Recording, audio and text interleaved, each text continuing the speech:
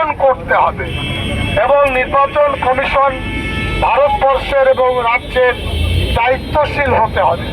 তা নাহলে জেলায় জেলায় আমরা আন্দোলন ছড়িয়ে দেব। কলকাতার ক্ষেত্রে আমরা প্রয়োজনে আইন অমান্য করব, আন্দোলন করব গণতান্ত্রিক পদ্ধতিতে।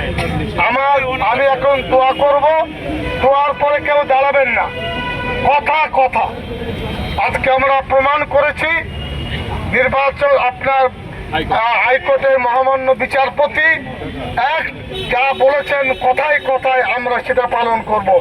হাত তুলে দোয়া করে নিন, তারপর এখান থেকে চলে যাবেন।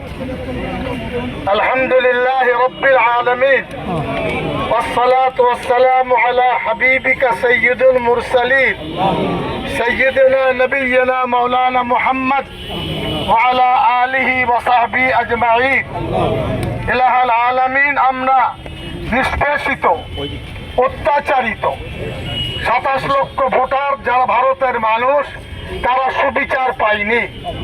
আপনার কাছে ভিক্ষা চাইছি, যারা ক্ষমতায় আছেন তাদের শুভ বুদ্ধি দান করুন, সকল রকম উচ্ছৃঙ্খলতা থেকে আমাদেরকে বিরত রাখুন। বাংলায় আমরা একসাথে থাকতে চাই, সকল ধর্ম বর্ণের মানুষ ভারতবর্ষে একসাথে থাকতে চায়। যারা বিচ্ছিন্ন করতে চায় তাদের শক্তিকে দুর্বল করে দিন, তাদের শক্তিকে আরো নিচে নামিয়ে দিন, শুভ বুদ্ধি দিন। আজ সকলের দোয়া আশীর্বাদে কোর্টের নির্দেশে আজকের কর্মসূচি এখানে আমরা সম্পন্ন করলাম। সকলে ভালো থাকুন। কলকাতার পুলিশ কর্তৃপক্ষকে সাধুবাদ জানাচ্ছি। আপনাদের মধ্যে ভালো মানুষ আছেন, কোনো সন্দেহ নেই। আপনারা সবাই ভালো থাকুন। নির্বাচন প্রক্রিয়ায় এই 27 লক্ষ ভোটার বাদ গেলে বাংলায় কিন্তু বড় রকমের আন্দোলন হবে। ওয়াখিরু দাওয়ানা আলহামদুলিল্লাহি রাব্বিল আলামিন।